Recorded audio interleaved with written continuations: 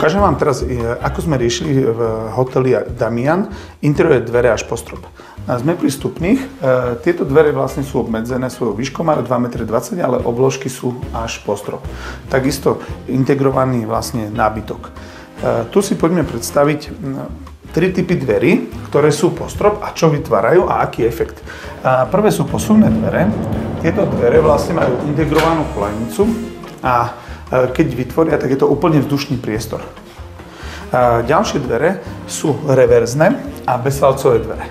Na prvý pohľad vyzerajú úplne identicky, ale reverzné dvere sa nám otvárajú dovnútra.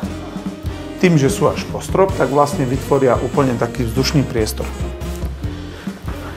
Druhé dvere máme bezvalcové a tie sa nám otvárajú vlastne smerom ku nám a takisto tá výška vlastne vytvára takú vzdušnosť.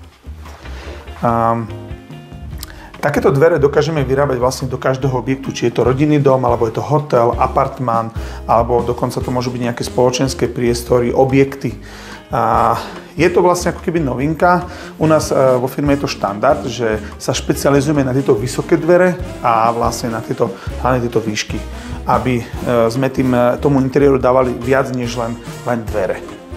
Takže asi zhruba toľko, takže ďakujem za vašu pozornosť a vidíme sa pri ďalšom videu. Ak sa vám video páčilo, tak nám dajte like a ak chcete vidieť ďalšie zaujímavosti, tak si kliknite na odber. Ďakujem.